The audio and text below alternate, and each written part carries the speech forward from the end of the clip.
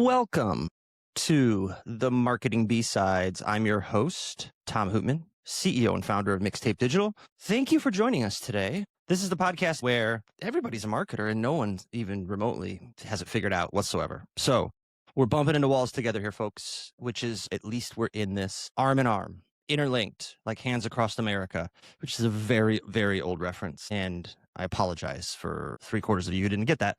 3/4 of the 8 of you who didn't get that. We like to do things a little bit differently. You know me. I like to shake things up for the sake of shaking things up. So this week's episode is the first time ever we've had 2 guests on at once, like a panel, if you will, a panel of 2. And this came to mind, and I had this idea because as some of you may know, I live in the shadow of Indiana University. Go Hoosiers. I've been fortunate enough to meet some amazing people at the media school, as well as with the Kelley School of Business. One thing I've noticed, this is early 2026, and everyone, if you're not already aware, the marketing industry is in a weird spot. Agencies are combining forces. They're getting acquired. There's a lot of people who are looking for work. And from my POV, it's people who are in management leadership positions who are not necessarily hands on keyboard, who are out there looking. But then there's also another subset of entry-level talent that is really struggling to find their footing in the job market. And it's always tough. It's a bitch. And more so than ever before, it's a bitch right now. You can blame it on AI. You can blame it on the economy. Yes, a little bit of everything. So we have 2 folks on our team, 2 amazing, talented entry-level team members, Noah and Madison, Noah Burlingame and Madison Stiles. I was very fortunate. They joined me part-time in the spring. They were incredible. And they've worked across multiple channels. They've worked in some admin, and they were incredibly patient with me because one thing I'd always wanted to do was to bring them on full-time. I wanted to bring them on full-time, I think, in August. We ended up doing it in January. That's how patient they were. One thing I wanted to do was to have them on the podcast to talk about what it's like to work at an agency. So I'm excited because they've just fought this battle about things that are very different that they thought or were told or were taught or weren't told what it was going to be like when they graduated. Feel like they had a great perspective that is meaningful for people out there who are looking for a job, who maybe have a little bit of experience, who've graduated in the spring and are still looking for a job, or maybe they're students getting ready to graduate. And we tackle a bit of some of the tropes of like, what's a networking event? What does networking mean? What to put on a resume? How do you get attention? How do you get people to respond to you? Because one thing I've realized is that it's from my seat, it's just hard to keep up with the people who want a couple minutes of your attention. And it's important to me to give time and attention to people trying to break into the industry. And I thought, what better way than by having these 2 share their experience and a bit of their wisdom, having come out of their graduation in the spring and now being full-time members of the team at Mixtape Digital. So with that, I hope you enjoy the conversation. And I told them not to blow too much smoke up my ass about Mixtape Digital, and they did, but a little bit. So take that all with a grain of salt. It's a wonderful conversation. I can't thank them enough for giving me time. Like, subscribe, follow, email me, hate mail, email me love letters. I don't care. Tell me something, anything. I'll always try to take everything with a grain of salt and respond where I can. So with that, here's Noah and Madison. Kathleen and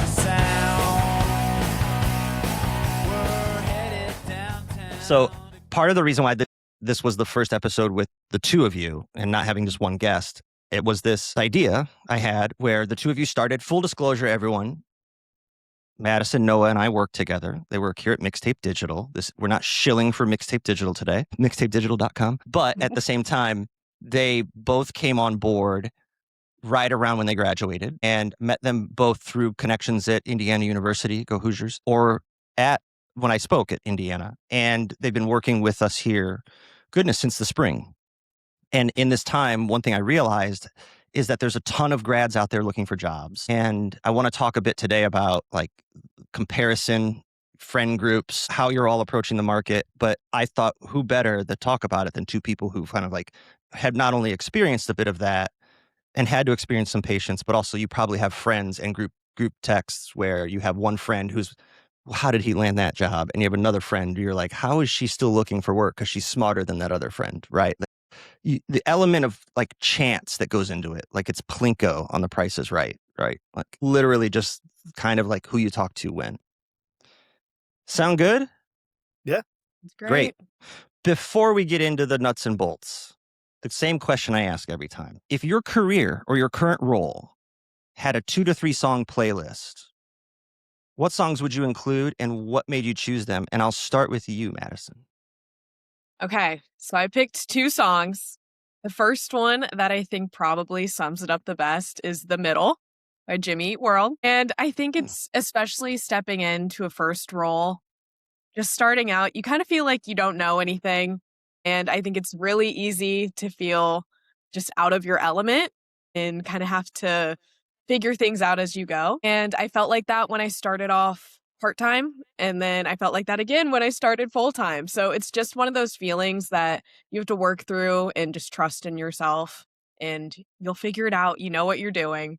So, that's a big one, and then my second one is You Get What You Give by the New Radicals, because this experience has taught me from the job search to starting your career and every day at work, you really get out of it what you put into it. So if you're willing to ask questions and take every opportunity that comes your way, just try and learn as much as you can and absorb it. I think you'll get a really great experience out of it. And that's what led me to getting this great position at This, Mixtape. So this, really this is a grateful. great position. Chilling already. I love it. So, like, the New Radicals pick is a deep cut. I love that pick. Like, seriously, I was like, Love that ooh, song. damn. And it's prescient, it's topical, it Mm, works. Great choices. thank Noah, you're you. up. Yeah, I mean, I think along the similar lines of The Middle, my pick was Welcome to the Jungle by Guns N' Roses. I feel like Oh, just getting plopped into first the part-time role and then the full-time role is definitely different than anything I've ever done in my life, and I don't even wanna say overwhelming because I think, not to shill, but you guys have done such a fantastic job training us and teaching us. It's never felt like too much, but it has been like we're learning paid search, we're learning paid social, we're learning influencer, we're learning SEO. There's just so much, and it really is a jungle, and I love it. It's fantastic. one of my favorite all time albums, Appetite for I mean, it is Destruction. the greatest debut album of all time, but Of I all don't think time. this podcast wants to hear my hour-long thoughts on that. Let's just make it Indiana born musicians and lead singers Yeah, podcast. And we could talk yeah. about Shannon Hoon. You have a second? How many songs did you pick? 2 or I 3? picked 2, then I Great. picked, "You're Gonna Go Far, Kid" by The Offspring, just because 'cause I'm a little confident, and I think you guys personally are gonna take me far, and I feel like being here is just a fantastic spot to start, and, I'm really excited to go far with this company. More shilling. I love it. I want to thank you Exactly. both for not picking a Taylor Swift song.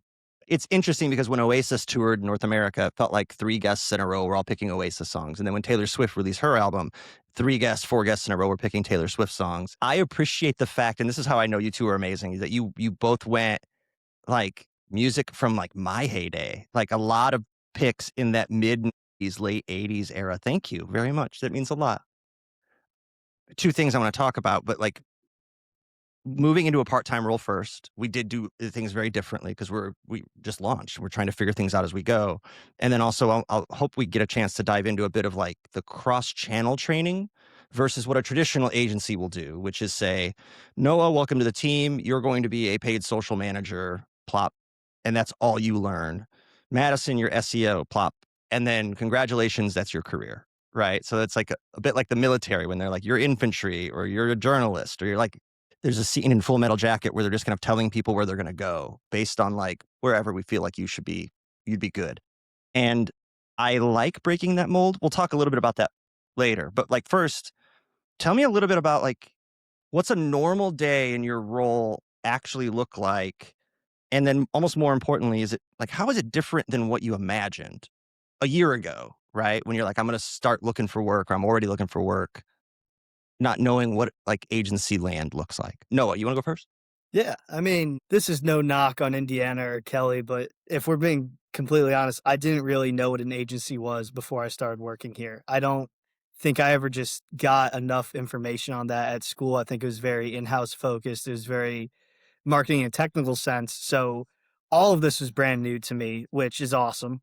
But a typical day for me is just I feel like every week, the start of the week, I get my assignments either in paid search, SEO, paid social, that. And I think what I love about this role is the autonomy of it. I have full ability to choose when I want to work on projects, when they need to get done. Obviously, I have deadlines, but it's really up to me. And Part of that's a little stressful. It can be scary to like prioritize things coming to this in a brand new role. I'm not really sure how to prioritize things yet, and that's something I'm still working on. But yeah, I mean, it really just looks like I wake up, I check my emails, I check a couple of our Google campaigns on the paid search side and make sure nothing broke. And then I basically plan out my own day. For example, today is all SEO for me. I'm working on one of our clients right now, their blog categorization, and that's something that needs to get done by tomorrow. And that's what I'm doing today. But Awesome. it's different every day, which is what I love. I think that's the biggest thing. It's never boring. It's never monotonous. It is something, even if it's not something new, if it's something I've done before, it's at least something different than the day before. And I think that's one of the best parts about working at an agency. It's this a really great point in that I've had a manager who used to say this about working in an agency, that people who seek out agencies want to work on something different every day, or they want a different client mix 10 years from now than what they have today. They prefer that gradual shifts, sometimes radical shifts based on what's coming in. Workload expands to fill all the space, and you have moments where you're overwhelmed, and you both will have moments when you're like, I have 80 hours of work to do. There's no way I can get this done. How am I going to accomplish all this, and who do I ask for help? But one thing I've heard, and this is not a knock on in-house at all, I've never worked in-house, is that people who come to us who want to freelance, for example, who are in-house, have said before, like they want to work on a different client or a different segment because they feel like their tools aren't as sharp. There's no variety in their lives, and there's just kind of like you're beholden to, like, you're just selling shoes all day, or you're just selling this product or this service all day, every day, which can be a bit monotonous. Now you're in charge, you might be in charge of it over a few channels, but it's the same thing over and over and over again. And I get that. I'm wired that way too. I like working on different things. I mean, I just enjoy the difference of like jumping out of a call for an e-commerce client straight into a call that's a B2B SaaS client with a total different set of expectations. One client's delighted. Maybe we're trudging through initial onboarding with another, and then the third one is a tiny client or super big prospect. You just don't know. What about you, Madison? Take me through one of your typical days. Yeah, so I would definitely have to agree that every day is something completely different.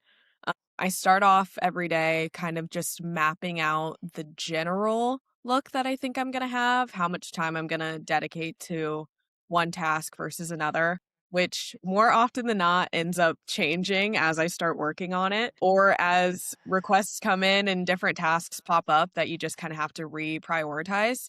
So I would say just a lot of flexibility in what I'm doing every day is super important to me as tasks pop up. And some days are super call heavy. I'll feel like I'm on back to back calls for 5 or 6 hours. Then other days I have no calls. And it's all just kind of on me to manage my time and focus on what tasks need to get done that day. So I would definitely say it's a lot different than what I expected out of college. I assumed I would be in an office, in a cubicle, 8 hours a day, probably working on one task at a time that I'd have to wrap up all neatly with a bow before I start something new. But luckily, you kind of work on a bunch of different tasks all at once. So you do something for an hour or two, and then you can pivot. So it's never boring for sure. It's interesting. So I saw a LinkedIn post yesterday, and it took everything. I don't want to I don't want to be a dick and start fights with people on the fucking internet, but like, it was another agency founder who'd grown from, I think it was 2 years, they went from 0 to 6 million in revenue, which is incredible, right? So like, far be it from me to be like, this is kind of shitty, but it was a picture of like 3 or 4 guys. Don't get me started on that, right? 3 or 4 like of the same guy, basically, all working around a little table with a bunch of extension cords in an office in a city. And the theme was, because there's people are out there, Madison. The theme was like, we work in the office, and this team puts in the time, and we don't stop work until the work is done. And everyone here has a founder's mentality, and we go to war on your P&L to drive profit. And I'm like, in the back of my head, I'm like, what a shitty place to work. Like, I get that. Like, this industry isn't like a 40-hour a week industry every week, but it shouldn't be 60, 70 hours every single week either. Like, there's like that that trope of marketers just getting ground up into dust. Like there should be a balance in there somewhere. And to me, it was very much like, you're leading with this? Like, this is the thing you're going with? And I scrolled through like 100 comments because it's clickbait number one. But like the vast majority of the comments were like, love it, love the mentality. And I'm like, what the fuck? Like, no Are we way. reading Like, the same thing here? it was awful. Yeah. And so for me, I mean, that's part of how, like, I think we're different and working here is different is like you mentioned flexibility. Like something that I learned early on from the first agency I worked at was that you could start your day anytime between 7 and 10 and put in your 8 hours. And we're on Eastern time. So you can't start at 10 a.m. Pacific. Sorry, Elliot. Right. But like everyone should be online by 10 a.m. Eastern. And then what that creates is this, like, no one's looking at the clock because at the end of the day, there are some people that leave at 4:30. Some people leave at 5:30, and there were days in the winter where it was dark out and I'm leaving and I'm like, why are you still here? And they're like, oh, I came in at 10. I'm like, oh, never mind. You've still got 2 hours to go. There's that flexibility, like just like hire professionals, hold them accountable and just do good work because the cubicle days are kind of over, right? Like they don't exist anymore. You kind of already answered the question, Madison. So I'm not going to ask you this one, but like, Noah, like what's the biggest surprise about working in a marketing agency versus like expectations?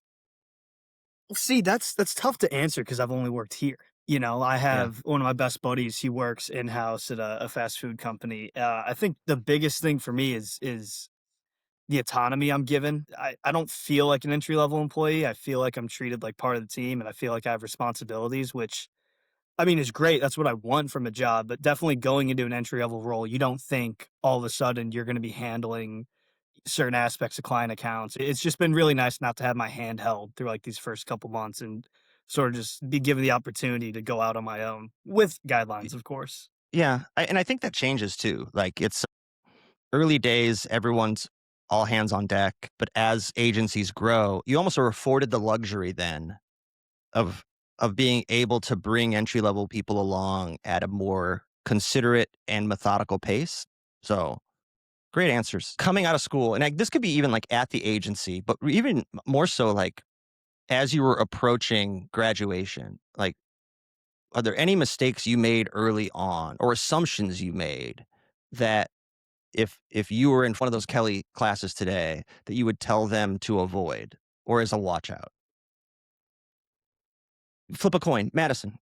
Well, I used to always roll my eyes at anyone that would tell me that college will go by in the blink of an eye. I would never believe it. And I'm sure anyone that I would ever tell that to will probably roll their eyes just the same. But it seriously is the truth. And I felt like I had all the time in the world. I had no rush to start applying for internships or even think about full time roles, honestly, until late into my junior year was the first time I really sat down and thought about it. By that time, it was way too late to get a summer internship. I felt like I was behind in the game for looking at full time roles. I had friends that had full time roles lined up their sophomore years. So it's not something you need to stress yourself and be thinking every second of the day, the minute you step on campus. But I do think it's important to be prepared early on and just Mm. kind of know what you're looking for and how you're setting yourself up for that. And I wish I would have done that a little sooner so that my senior year, I wasn't so focused on what is next for me and how I feel like I'm not ready for it. Do you feel like you approached it less as a transition, like a transition from student to professional, and more so as I'm a student until I'm done and then I'm a professional? Yeah, I think for sure I was like, okay, well, I need to get through all of my classes and I need to be almost done with my major before I know that this is where I'm going to want a career in.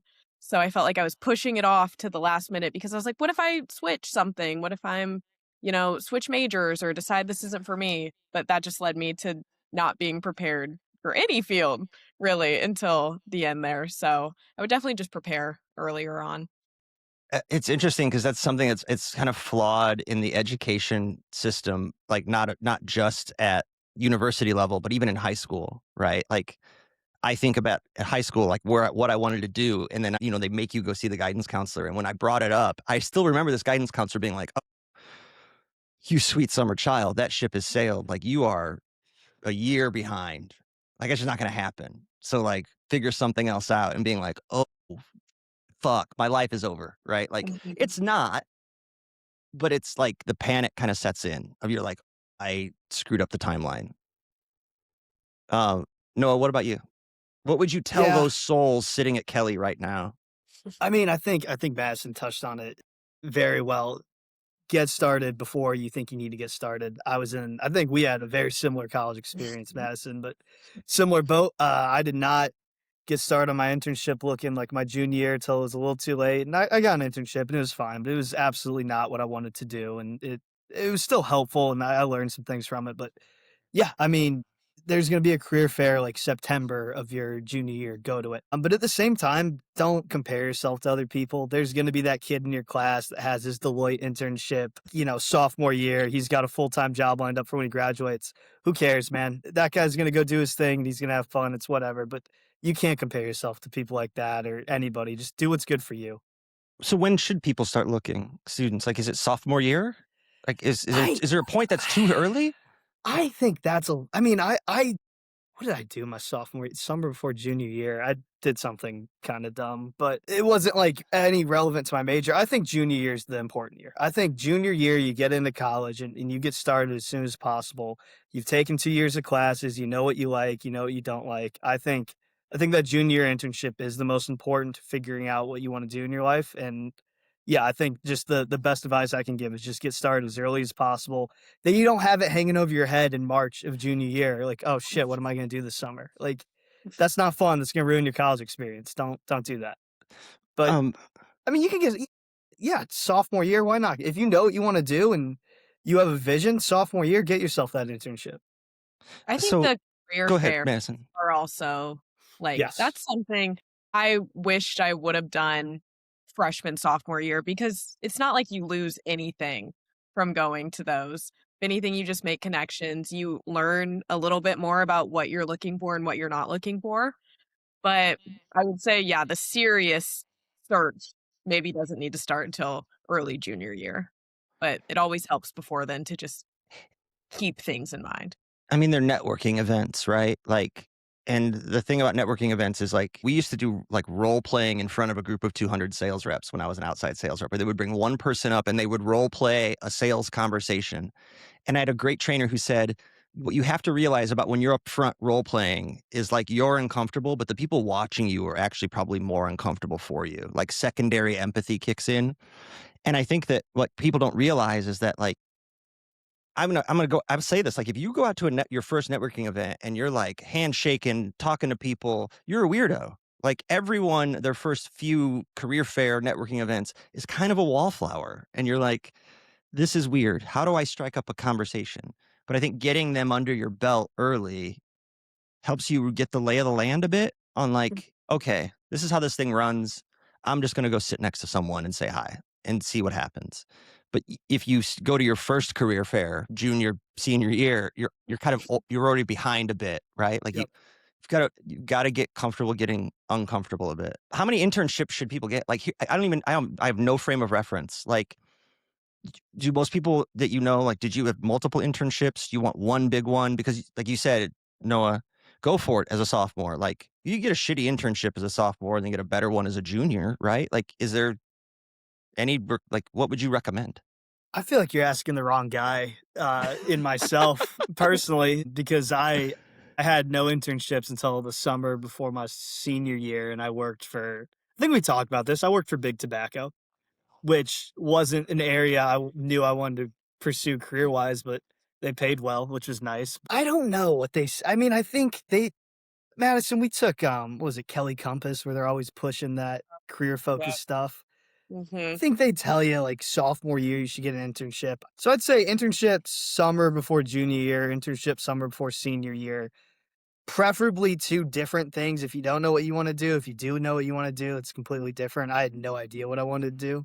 So for me it was weird, but I also think it's just different for everyone. I think it's so hard to put a hard and fast rule on it. I mean, I have friends that didn't have an internship throughout college and they have kick-ass jobs right now, and I have friends that had internships before their sophomore year. They had 3 internships in college and they're also doing well. So I think it's Yeah. just you got to know what's right for you, which is a cliche and dumb answer, but I think it's the truth.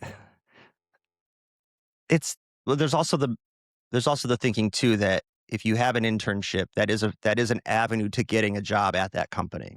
Right. Because, my first agency I was at, like, we have people that work here with us now that were interns at that agency, and they're leaders now in the org. And I think that if you have a great internship, or you have an internship that you do really well and get acclimated to, and they like you, like, there's a great path for you to, like, reduce all that friction of trying to find a job, because like, they're gonna be waiting to hire you. Like, "Can we hire you yet? When do you graduate?" Which I think is, like, a good leg up on people who graduate and then have to go out and find something. Absolutely. I mean, one of my best friends had an internship his summer before senior year, got his full-time offer. So senior year, he was coasting. He didn't have to worry about a job. He didn't have to worry about that job hunt. So yeah, again, I think that junior year internship's the most important. And I think just taking those first 2 years of college and just really figuring out what you want to do is the biggest thing. So once you have that down, it's you get your internship, you work hard, you get your full-time, and it's easy from there. I have an opinion on this next question, so I won't share it at first. But coming out of school, similar to internships, what kind of level of importance was put on this, or do you put on personal projects, side hustles, extracurriculars, or like your GPA? Like, I call it the bottom half of the resume, because when you don't have experience, the way to make the resume fill out is to build from the bottom up, which is extracurriculars, volunteering, and internships, anything you can to help fill out that bottom half of the page. Do you think that's important? Or is that something that's told to you that is like, maybe in the old days? Madison? It's always been so hard for me because even in high school, like GPA in my grades were so important to me. And I feel like the longer I go on, the more I realize GPAs are kind of just like a little pat on the back, something to, if you have a good one, it makes you feel good about yourself. But at the end of the day, as long as you have a decent GPA, you're in good standing. I think way more important is that experience aspect. And not it doesn't necessarily need to be the experience that you think employers are looking for. So it doesn't need to be some amazing internship where you worked in marketing the entire time and you can directly translate that. I mean, even Tom talking to you, I know we talked about my experience working in restaurants and how that kind of helps me deal with customer service and learn how to problem solve. Any type of experience that you're able to translate into your work life, even if it's not directly work related, I think are really important and more important than just the number that your GPA represents. Yeah. It's the least hot take of hot takes now, because everyone says it, but like restaurant experience all day long. Mhm. Get in the weeds, be way behind, help run food, have an hour-long cook time, be on a 3-hour wait, be absolutely wiped out, and then go out at 1 a.m. and get absolutely hammered with your coworkers. Like, there's something to be said for that Mhm. routine, right? Sleep till 2, get up, do it all over again. But what do you think about extracurriculars, GPA, things like that? I mean, same thing. Nobody cares you have a high GPA. Nobody cares that you went to Kelly Business School or whatever, because so did 10,000 other kids in your graduating class. Do something interesting. Do something that people are going to notice. I know talking to you, I had things on the bottom of my resume that had nothing to do with my major, had nothing to do with business that you found interesting. We were able to talk about. So just, it doesn't have to be a club, like an academic club. Just do something fun, do something you enjoy and something you can talk about. Because I think it's the biggest thing is standing out, because everyone has good grades. Everyone is in a couple clubs. Everyone goes to a good business school, it feels like. But you gotta be unique and you gotta do something that they can tell you have passions outside of just my tests and whatnot. I think that you tapped into something, both of you there, in that I do think having Kelly, like someone who went to Kelly who's hiring is going to look at that and be like, awesome. Also, Yeah. there's nostalgia after so many years where, like, you're going to go into an interview and someone's just going to want to talk about your Kelly experience. And were you on Kirkwood for the national title game? And like, what was it like? And oh my God, Knicks and all that stuff that's like helping build rapport that claws you a little further ahead than other people. When you're coming out of school and we're sitting down to a coffee or we're in one of these conversations, I didn't go to Kelly. I don't have that, right? So like, what's it like walking to class every day? Because I didn't do that. But I'm going to be more like, you worked in a restaurant. What was it like? Full service, casual? Was it like Busy, not busy? Was the owner crazy? Like, those are the things I go to, like, to find some type of relatable information. And then the other thing, I just mentioned this to someone else the other day. Noah, when I spoke to the class and you and I talked, there were like 3 or 4 other students who sent me their resumes and asked for input. And I tell them all the same thing. Like, unless your GPA is amazing, like Dean's List, top of the class, no one gives a shit. Like, I've never looked at it unless it's low. Then I'm kind of like, why would you put that on here? Right. Yeah, I feel like there's too much like your GPA doesn't matter right now, but it still kind of matters. You It's still got to go to class and get good You still got to go to grades. class. And it's like, I think everyone has good grades. I've seen resumes with low GPAs on them, and I'm like, whew, school wasn't for you. But also, like, if I'm getting down to the point where I'm looking at, like, I've never seen GPA be like a tiebreaker. Like, 2 great entry level candidates. This one's a little bit higher. Let's go with it. It just doesn't come down to that. It's more like vibe check. And I think that it's one of those things that you keep it on there because it takes up space and it takes up a line when you're building the bottom up. But as soon as you can, you streamline. That's the first section that gets crunched when you have more experience. And you're like, shit, yeah, degree, 1 line at the bottom. Like, I got to find room to put more accomplishments from actual work experience. So it's like a balancing act. What was one belief in school about success or performance that you thought was true that now that you're out, you're kind of like, oh, that was a little bit of bullshit? Madison, you want to go first?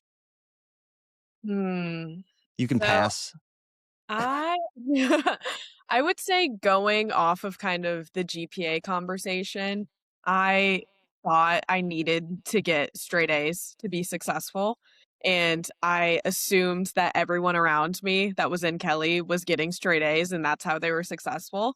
And just the longer I went on, I had friends that were straight A students, some of the smartest people I've ever met that weren't landing internships and jobs right away. And then I had friends that were barely passing their classes and they had their job lined up years before they were going to start. So I think obviously you need to try as hard as you can in your classes and you want to give a good performance that you're proud of. But at the same time, everyone's on their own timeline and their own path.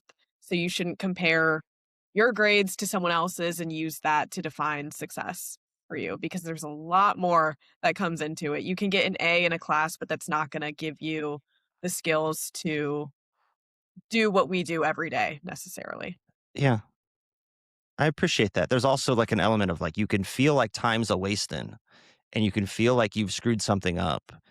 And I think about my path in a non-traditional way and the jobs I held. And like, I remember thinking when I was in my 20s, like, how do I put my experience in these 2 or 3 jobs on a resume? And when I realize now, those jobs are like 6 jobs buried. Like, no one's 2 of those companies are out of business. I could tell them I was the CEO. No one's going to know, right? There's no one to like reference check at the Musicland Group or Chi Chi's Mexican restaurant nowadays, right? So there's an element of like, don't sweat it. Like, Mhm. time heals all wounds a bit. So make some mistakes, bump into some fucking walls. No, what about you? Belief you had earlier that you're now starting to think might be bullshit. See, I'm sort of the opposite where I feel like, especially at Kelly, shout out Kelly or whatever, I think they did do a great job preparing us for the real world. And I think the biggest thing was the minute you get there, all they do is harp on networking. And all throughout college, I was like, this is stupid. Like, I have good grades, I have extracurriculars. I don't need to go out every weekend and meet people. It is important. It is as much as you're going to hear it, as much as you're going to get sick of the word networking. It is absolutely, I mean, that's the only reason I have this job is networking. It's 100% the most important thing. So no matter how many times you hear it and how many times you get sick of it, I think just realizing that there's a reason they keep telling you networking is important. And I think that's the biggest thing for me. My biggest takeaway is underestimating the importance of that and thinking, well, you know what? I'm smart. I have good grades. That should be enough. It's not. It's about who you know. And that may be a little frustrating to hear for some people, but end of the day, that's the reality of it. Yeah, and you're in control of who you know Yeah. more than you, I think you are, right? I think people feel like, yeah, there's always going to be people who were born on third base and pretended they think they hit a triple. But you can also hit a triple or a double and then steal third. And it's something interesting just dawned on me when you say that the ad nauseum networking. It's more maybe a thing about positioning because they don't teach you about how an agency works. But I think Kelly's an amazing school. What they're doing is they're saying, go out and network and you'll learn how an agency works, or you'll learn the tricks of the trade, because by the time we're going to teach you, it might already be dated a bit. So like go out and just start those conversations. And I do think there was a lot of people who think of it like a vending machine. Like I put a conversation in, I get a token out. One thing I've told everybody, like from my seat, jumping out from a large, successful, like global performance media agency where I was really insulated every day, just working on my work. Very rarely was I like engaging with people in my network. To now, like it's like the whole job is just talking to people all day. I make friends for a living. So I could have 8 conversations in a day that honestly could turn into something in the future, but I'm like not trying to make them turn into something now. That's the key. Like you have to be detached and have like good intent, because you don't shout out Blind Zebra, my sales trainers and peer group, right?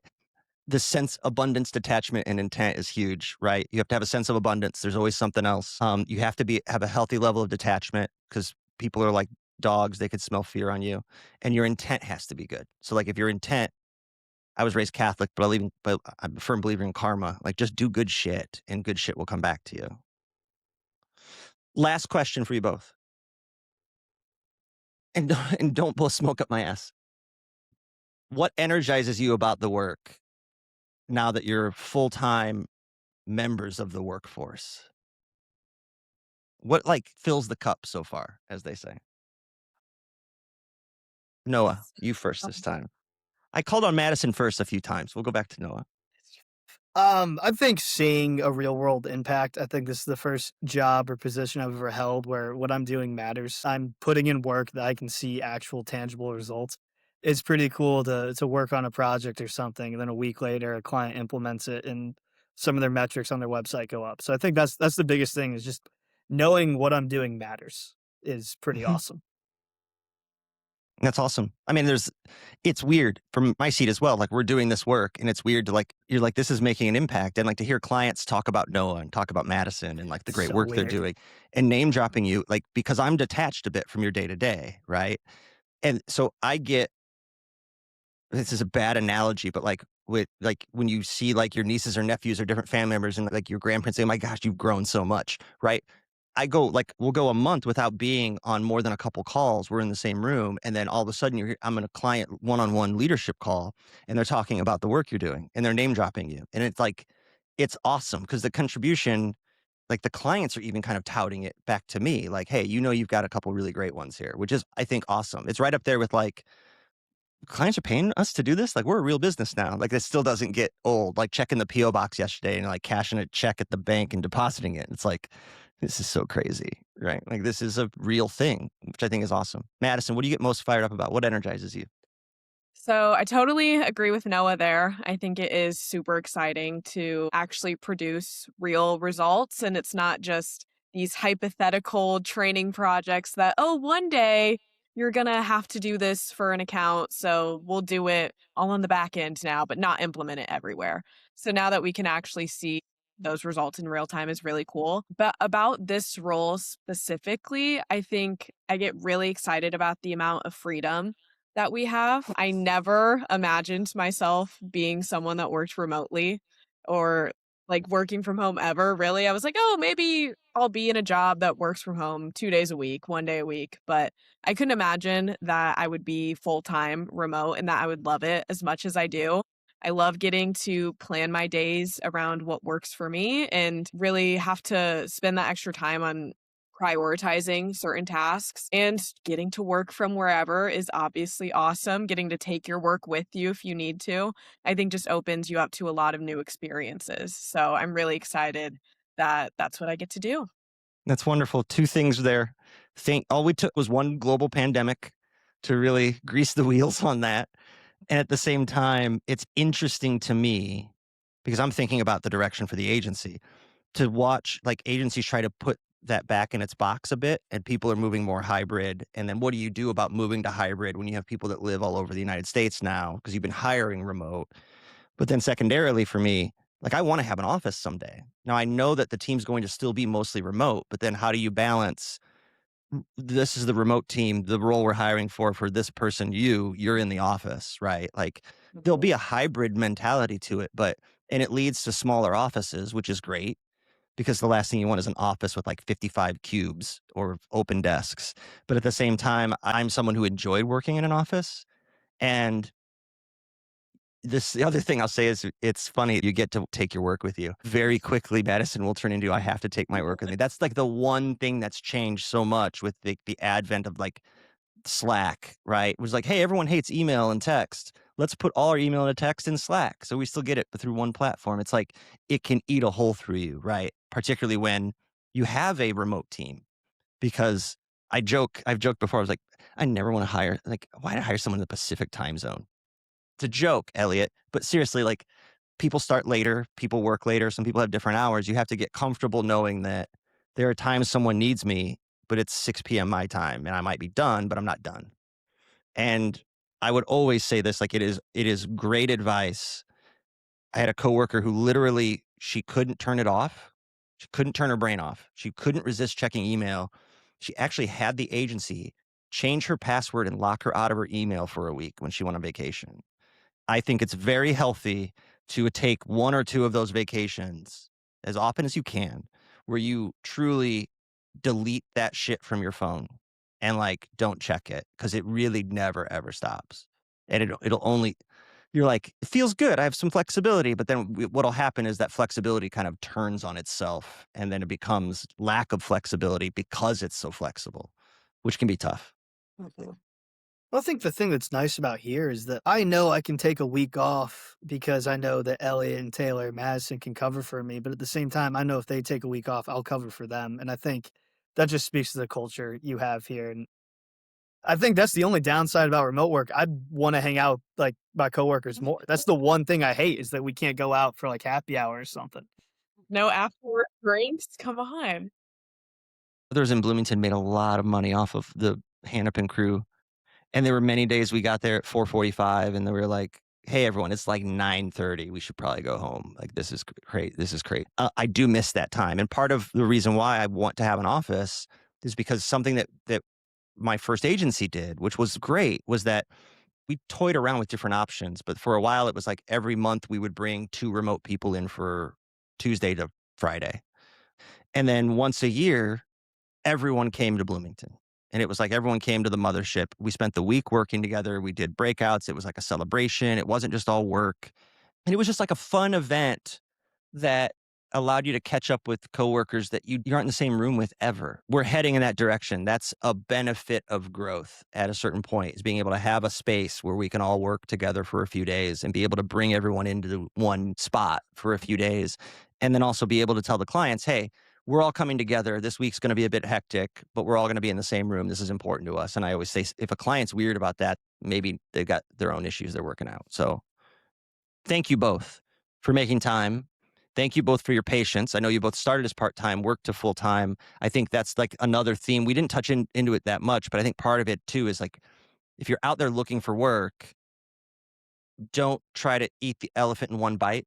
Find something that keeps you moving. Find something that keeps you moving forward and use that to help build momentum, because the momentum doesn't have to come 40 hours a week.